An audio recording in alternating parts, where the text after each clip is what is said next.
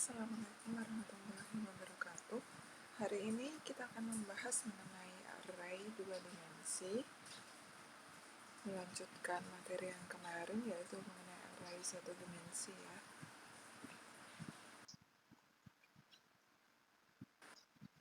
Oke.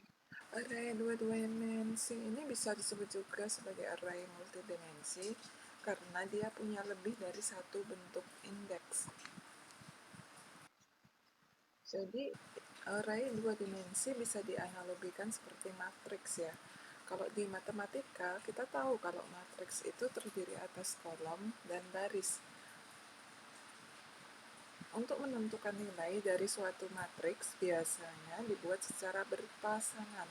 Contohnya ada baris 1 kolom 2, baris 3 kolom 1. Nah, inilah yang mendasari adanya array dua dimensi. Untuk bentuk umum dari array ini bisa dituliskan tipe data, spasi, nama array, buka kurung jumlah barisnya, terus buka kurung lagi jumlah kolom. Contoh int a buka kurung 3, buka kurung 4. Nah, ini berarti kita akan membuat variabel array dua dimensi dengan tipe datanya int, integer, nama arraynya a, ukuran jumlah elemennya tuh 3 dan jumlah kolomnya 4. Jadi jumlah elemen barisnya 3, jumlah kolomnya 4. Nah, untuk inisialisasi array ini bisa dibuat secara manual maupun di-input oleh pengguna. Maksudnya dibuat secara manual ini berarti sudah ditentukan sebelumnya pada saat kita membuat program.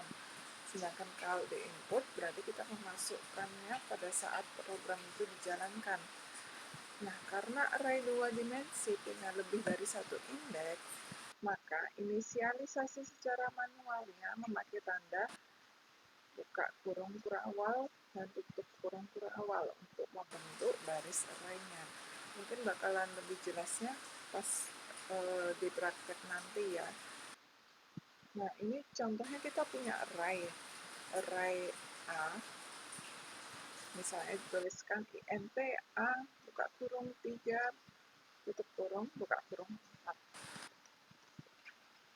Nah, di sini karena barisnya kan ada 3, nah buka kurung kurawal ini berarti ada 3 kelompok nih, 1, 2, dan ini yang ketiga. Untuk baris yang pertama ada angka 3, 4, 8, dan 0.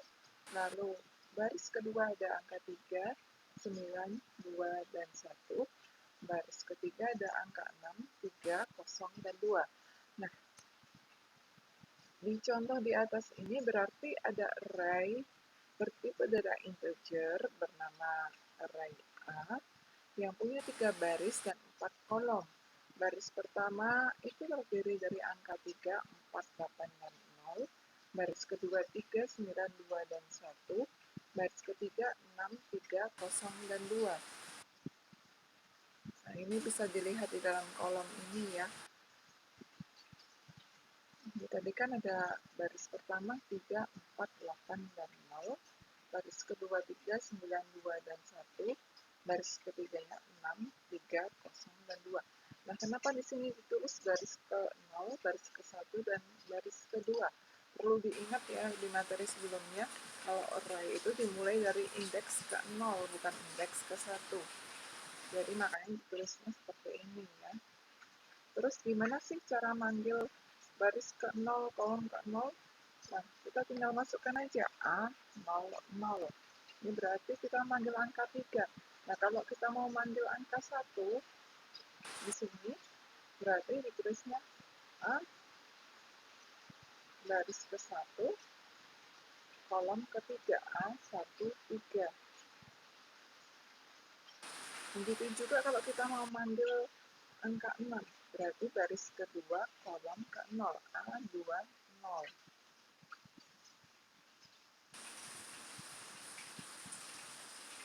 Nah, ini dari slide sebelumnya, jika kita ingin mengakses nilai 1, maka yang diakses A1, 3. Misalnya angka 1 tadi ya, A1, baris ke-1, kolom ke-3. Karena angka 1 berada di baris ke-1 dan elemen ke-3. Contohnya kita punya data penjualan motor dari tahun 2017 sampai 2020. Ini bisa nih dimasukin ke array 2 dimensi. Caranya, pertama kita buat tabel sebagai berikut. Misalnya kita urutin ya, di sini merek, Honda, Yamaha, Suzuki, dan ini tahunnya 2017, 18, 19, 20. Ini data penjualan motornya. Misalnya tahun 2017, Honda berhasil dijual sebanyak 35, tahun 2018 45, 2019 80, dan seterusnya. Nah, karena di sini terlihat bahwa terdapat 3 merek dengan jangka waktu 4 tahun, maka arraynya bisa didefinisikan sebagai berikut. NP, data jual, ini kan ada 3, lalu 4. 4 ini menunjuk ke tahunnya ya. Ada 2017, 1, 2018, 2, 2019, 3, 2020, 4. Nah, angka 3 ini mewakili merek, dan angka 4 ini mewakili jumlah dari tahunnya. Nah, ini bisa didefinisikan seperti ini ya. Baris ke-0, baris ke-1, baris ke-2, kolom ke-0, kolom ke-1, kolom ke-2, kolom ke-3. Nah, misalnya kita ingin manggil tuh data tahun 2017 pada motor Honda, maka tinggal kita tulis aja. Misalnya ingin dipanggil Honda ini ya, angka 35 ini berarti data jual 0, 0, garis ke-0, kolom ke-0. Terus misalnya kita mau manggil nih data tahun 2019 yang Yamaha, maka kita tinggal tulis aja data jual baris ke-1, kolom ke-2.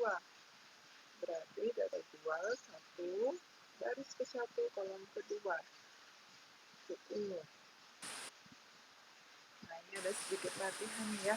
Silakan dikerjakan. Pertanyaan pertama, jelaskan secara singkat bagaimana cara membuat array 2 dimensi dari data sebagai berikut.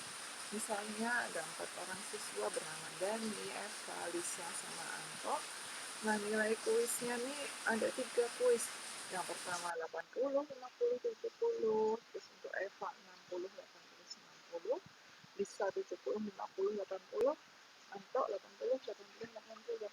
Nah, gimana cara membuatnya? Mungkin bisa dibuat dulu dalam bentuk tabel ya. Silahkan dikerjakan dalam bentuk tabel. Terus dijawab pertanyaannya ya. Gimana sih cara manggil data nilai 50 mirip Dani, cara manggil nilai Lisa yang 80. Terus misalnya saya ingin manggil yang baris kedua kolom 2, ini nilai siapa yang dipanggil, terus nilai yang diperoleh berapa. Terus misalnya saya coba ingin manggil nih data di baris ketiga kolom 1, ini nilai siapa sih yang dipanggil sama berapa sih nilai yang diperoleh. Masih akan dicoba ya, dikerjakan. Untuk pengumpulannya hari ini juga ya. Nah, ini beberapa referensi yang digunakan dari buku Dasar Pemrograman C++. Ada web online-nya juga, silahkan dipelajari sendiri ya. Untuk materi sudah di-upload di Classroom. Oke, silahkan dikerjakan. Jangan lupa dikumpul di Classroom ya. Terima kasih.